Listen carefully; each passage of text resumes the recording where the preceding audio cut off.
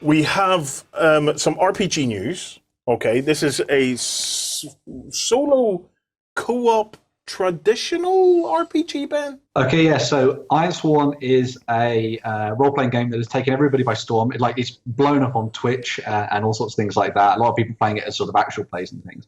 And the reason is because it sort of goes across a whole bunch of different sort of styles of role-play.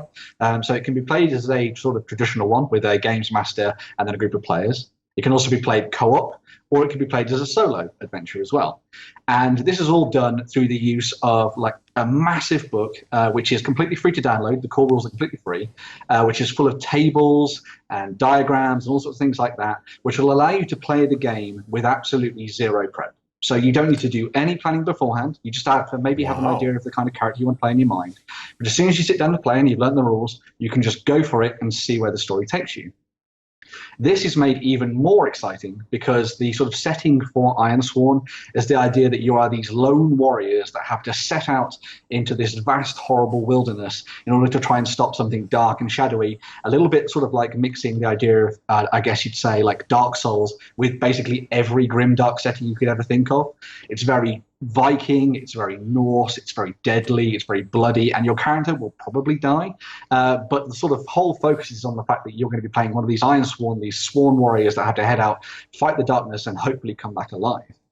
The interesting thing that came out recently is that the guy behind it has also produced a expansion for the game, which allows you to get stuck into the game in a little bit more detail with what's called Delve. So the Delve version of this game sort of adds a little bit more of like a dungeon delving sort of adventure into the mix. So you're able to go into a lot more catacombs and find all sorts of different treasures. And you can also use a lot of the stuff that you find in the Delve expansion and tie it back into the original Ironsworn as well. So you can use it on the overworld as well as just sort of like down in the darkness as well, which sounds very cool indeed. As I say, the role-playing game in its core book is completely free to download, so if you want to go and give it a go, as I say, it's completely open to solo play. There's a lot of people who have been playing it online, really enjoying it, so dive in, check it out, see what you think, and have a go with it. That's the only way you'll learn of all these different sort of role-playing games out there, is giving it a go. So Jerry, you're going to have to just go for incidental NPC meat shields now. No.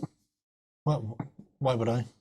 Well, normally it's a player character you use as your meat shield. Now you'll have to use an NPC meat shield. Well, you can play that in a variety of ways. I can still throw you in front of the bus, or insert purple worm of your choice. I do like the prospect of having an RPG with zero prep. Yeah, I think that's an interesting for today's modern world. I think it's a very interesting approach. It's one of the really interesting thing about this is that once you see people actually start to play the game and you follow along with what they're doing, like going through all the tables and developing things, it means that you see a world growing before your eyes as you're playing, because you start to you think, oh, okay, so my character's going to head out through the woods. You roll to see what's on the other side of the woods. Maybe you find a town or something that you have to name it and all that kind of thing.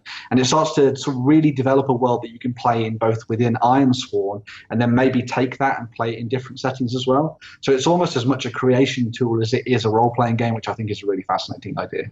I played a game like that before that was labelled as a GM-less RPG, so that everybody was sitting around. It did get very dice rolly. Did it? There was an awful lot of time of rolling, and then you roll to see what that roll means, and then you roll to see what you've arrived at this town, and this town has X number of buildings with a population of Y, and it can be very table heavy. So it'll be interesting to see if this has gone this well. Yeah. There's a nice level of sort of like mitigation within stuff as well. So a lot of it is driven by player choice, which I think is one of the key things here, is to say, because you don't want it to be entirely luck based. That would be horrifying. But there are a lot of sort of ways that player agency can be involved, and there's a lot of mitigation based on the kind of character you build as well. So that everything you do has an impact on what's happening going forward in Ironsworn. So fascinating. It wasn't so much the luck that we ran into the problem with; it was just it became tedious after a while that you were so rolling for everything. It was progressively generated then. Yeah.